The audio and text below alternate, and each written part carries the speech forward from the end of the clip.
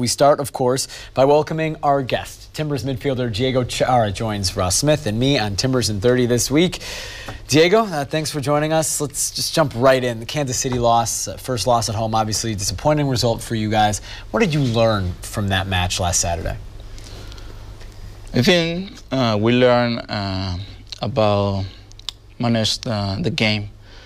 I think in that game we can keep the position of the ball. And for me, Kansas did a very good job keeping the ball, create numbers in the center, and I think we need to be better in that. When a team is so well organized like Kansas City were, what do you feel is important that the team, that you guys do to try and break them down, to make sure that they're unbalanced at times? I think be patient. I think this is the key. Try to keep the ball, pass the ball, move a little bit, and try to create, to pass the lines, pass the ball by lines. And I think we need to be better in that. We saw from the game, a lot of fouls were called in it. For you playing in a game, do you have to hesitate with tackles going in, depending on the referee, depending on how the game is being managed? Are you very much aware that it could be a chippy game and I better not tackle this instance, I better lay off here and there? I think when the referee blows the whistle, I am focusing on the game, only in the game.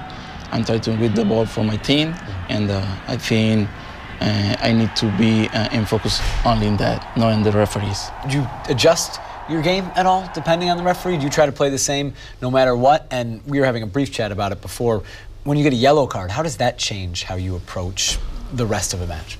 When I get yellow card, I need to change a little bit. Yeah. Try to not be aggressive. Try to hold a little bit. Because now I'm playing with David, and they have a similar skill than me, and I think we need to share a little bit our role in the midfield. When David Guzman arrived, he said that you took him under your wing, kind of. You showed him around the city immediately. What was your relationship like with David Guzman? How quickly did you guys bond and become close? I think it's very good person, a player. We went, we spent time in preseason. We were roommates. I think it was a very good moment to share, to spend time to know each other. And I think David Guzman is very good for our style. Because he wants to keep the ball, he's an aggressive player, and I think our relationship is very good, very well. You talk about that style. Both of you have the reputation as being tough in the tackle, bruisers, you could say. Are you aware of that reputation? Do you like that reputation? Sometimes I wear because when the go to tackle, sometimes the referee calls fouls. Sometimes back calls or get yellow cards quickly in the games. Because of that reputation? Because of that reputation, and I think sometimes it's weird, but sometimes I enjoy that.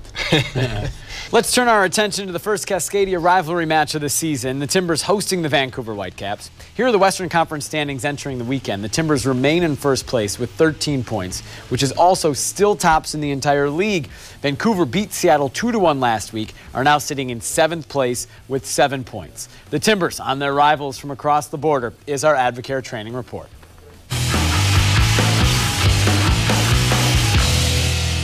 I think there's probably a bit more, slightly bit more energy in these games, for sure. So again, I think when you look at the history of the clubs and certainly in the MLS era, the history of the games that we've played, you know, we've had some battles, you know, right to the end. And when you look at Vancouver, they knocked us out. You know, they knocked us out. And when you look at the years prior, you know, there's been some years where we've kind of knocked them out or, you know, beaten them on the last day. And, you know, so I think that always adds spice just to the game because, you know, they ended our season last year. How did the game this past weekend help prepare you for this weekend against Vancouver? I mean, that game was a wake-up call for us. So we just have to just keep working out. We know Vancouver is a good team, and we just have to turn up on that day. Ross, local forward stores look ahead, focusing on the Vancouver Whitecaps. Well, Vancouver's win last week against Seattle, it's changed their perception of the season so far, and you get the sense if they can piggyback that result last week, the 3 points, to another result against the Timbers, they're going to be feeling very good about themselves. So that all adds up to them really being up for this match, along with it being a rivalry. This is their captain, Kendall Wasson. I think Timbers supporters will know all about him. He's been having a dominant year. And the starlight, young teenage player, Alfonso Davies. A lot of buzz about this player. A lot of big-name clubs, supposedly, rumor says that, are having a look at him and tracking him. For me, though, the two standouts so far this year has been Bolaños, who just played the ball out to Chara, who we see here, providing the service. And the big-name signing is Freddie Montero, former Seattle Sounder goal scorer, who has had a bit of an off-and-on start to his Whitecaps career. Scored 2 goals last week, so he'll be full of confidence coming into this match, really wanting that to be a starting point as he continues to look for more goals.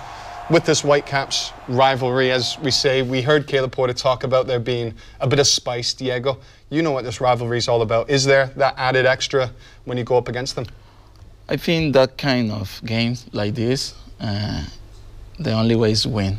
I think we know that. This week we were working in that in practice and try to be better in possession. We know Vancouver have very good talent players, and we need to be ready for that. Caleb Porter mentioned it, the last game of last year, the 4-1 loss in Vancouver, obviously very disappointing. It ended your guys' season.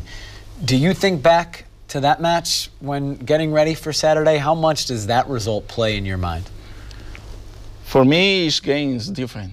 I think this is a new season, different games, different players, and we need to show our style of the play, our best performance in this game.